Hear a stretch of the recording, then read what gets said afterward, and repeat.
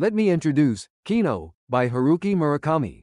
Kino is the name of a bar, and also my name. After quitting my corporate job, I opened a bar near the Nezu Museum in Aoyama. The bar was on the first floor of a house that once belonged to my aunt, who had cherished me since I was a child. She had received the house from a lover, and once ran a small café there. I had worked for 17 years at a company that sold sporting goods. One day, I accidentally walked in on my wife and my closest colleague from work in the middle of an affair.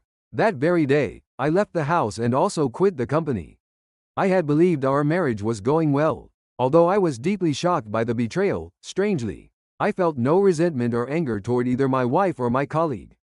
The bar became a necessary, spacey way to hold together the emptiness inside me. And before I could settle into it myself, a gray cat moved in, drawn by the comfort of the place. At first, business was slow, but it seemed the cat brought good fortune, and customers began trickling in. One day, two rough-looking men started a loud argument in the bar. When I stepped in to stop them, their anger turned toward me.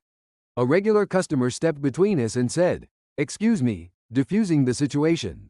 The three men left the bar. "It's nothing to worry about," said the man, who introduced himself as Kamita.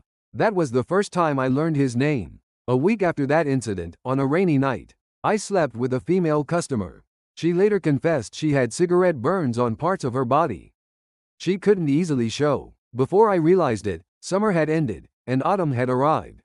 The cat disappeared. Then, snakes began to appear around the bar. One night, Kamita said to me, "The cat probably won't return. This place has become damaged." Then he added, "Close the bar for a while and flee somewhere far away. Also, send 2 postcards each. We didn't write your name or any messages on them." For the time being, I boarded a highway bus and arrived in Takamatsu.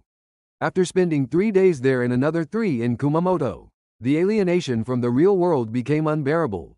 I ended up writing a message something Kamita had forbidden on a postcard to my aunt. That night, at 2:15, I was awoken by the sound of someone knocking on my hotel room door.